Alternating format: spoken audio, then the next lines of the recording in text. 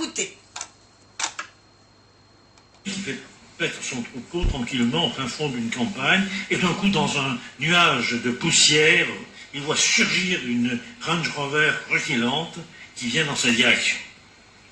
Le chauffeur, un jeune homme dans un complet Armani, chaussures Gucci, lunettes Ray-Ban, cravate Hermès, moi je ne parle pas du tout des cabinets de Macron, se penche par la fenêtre et demande au berger: si je peux vous dire exactement combien de moutons il y a dans votre troupeau, m'en donnerez-vous un?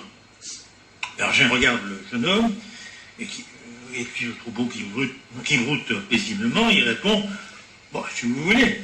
L'homme gare alors sa voiture, il ouvre son ordinateur portable, il le branche sur son téléphone cellulaire, il navigue sur Internet, il va vers la page de la NASA, il communique avec un système de navigation par satellite, il balaye la région, ouvre une base de données incroyable, quelques 30 fichiers Excel, mais je ne vais pas vous les détailler maintenant, n'est-ce pas, avec des formules algorithmiques extrêmement complètes, et il sort, n'est-ce pas, une dizaine de pages de son imprimante miniaturisée, bien sûr, et s'adresse au berger, il lui dit: vous avez exactement 1586 moutons dans votre troupeau.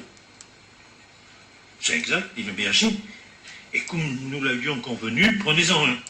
Il regarde donc le jeune homme faire son choix, assurer sa prise, la mettre à l'arrière du véhicule, et il l'interpelle à son tour, et il lui dit: si je devine avec précision ce que vous faites comme métier, est-ce que vous me rendrez ma bête? L'autre dit: bah, ouais, pourquoi pas. Il lui dit: vous êtes expert. Vous faites des audits et du conseil, le berger. Il dit: oui, c'est vrai, mais comment vous l'avez deviné? Il dit: c'est facile, vous débarquez ici alors personne ne vous l'a demandé. Vous voulez être payé pour avoir répondu à une question dont je connais déjà la réponse et dont tout le monde se fout. Et manifestement, vous ne connaissez rien au métier, rendez-moi mon chien.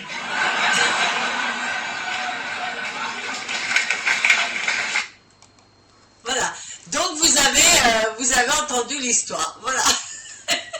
Je vous laisse avec cette histoire. Il n'y a rien d'autre à rajouter.